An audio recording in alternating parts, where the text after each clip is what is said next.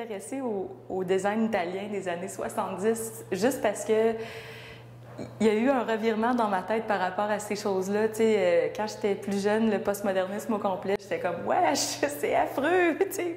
Juste parce que je pense qu'on est né dans... En tout cas, moi, je suis née dans cette marmite-là. Mais on dirait qu'en vieillissant, il y a comme une nostalgie qui s'installe pour ces choses-là. Puis il y a vraiment quelque chose dans cette période-là du design qui était irrévérencieux, qui était justement anti-forme pure et minimale, puis ouais, on va en mettre de la couleur, puis il y avait quelque chose de vraiment presque punk là-dedans, là. C'est juste comme, pff, tu sais, puis d'aller rechercher ces références-là, je trouve que c'est le fun, parce que oui, il y a un côté justement ludique, irrévérencieux à ça, puis je voulais me frotter un peu à ça pour voir si j'étais capable de véhiculer ça un peu dans mon travail tout en faisant le clin d'œil. Puis en même temps, ça me fait réaliser aussi, en parlant d'obsolescence, puis d'objets qui se brisent, puis qui se cassent. Puis dans le fond, on peut dire la même chose, évidemment, des modes, des tendances, puis des cycles d'idées qui reviennent, qui repartent. Fait que d'utiliser ça, ça peut aussi mener à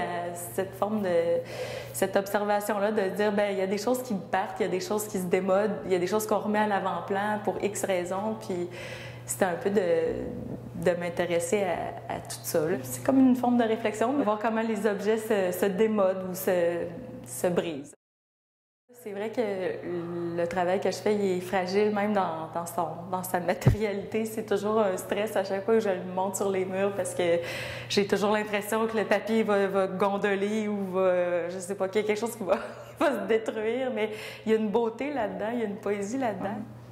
Ouais, que les choses ne sont pas là pour durer nécessairement. Ou s'ils nous perdurent, c'est nous qui sommes fragiles. Tu sais, c'est un ou l'autre dans le fond. Fait que, oui, je pense qu'il y a peut-être quelque chose à voir là-dedans. Puis c'est aussi, je pense que quand on fait des trucs, c'est souvent lié à comment on perçoit notre existence ou où est-ce qu'on est rendu dans notre vie, dans notre parcours, autant personnel qu'artistique. Puis je pense que d'avoir délaissé justement les excès puis tous les trucs un peu plus explicites que j'ai pu faire avant, puis de me rendre à ça, c'est un témoin de comment je me perçois puis comment je vois la vie un peu aussi. Au-delà de la signification puis des choses qu'on peut trouver dans le travail, il y a un réel plaisir à agencer des couleurs, des formes. Puis moi, je le dirai jamais assez. Des fois, je trouve que oui, on peut fouiller, on peut chercher du sens, mais des fois, on le sait même pas au départ. Quand on crée l'objet, c'est vraiment pour se faire plaisir visuellement, puis juste équilibrer une composition. Je trouve que on pourrait passer une vie à travailler là-dessus, puis il y en a qui le font encore mieux, mais je veux dire, c'est une vraie quête, là, tu sais, d'être purement dans l'équilibre des formes, des choses, des matières, des couleurs, puis juste ça serait suffisant aussi, ça serait une explication suffisante pour résumer tout ce qu'on voit ici, mais je m'en contente quand même aussi parce que je trouve que c'est vraiment mon souci principal, en fait, au-delà de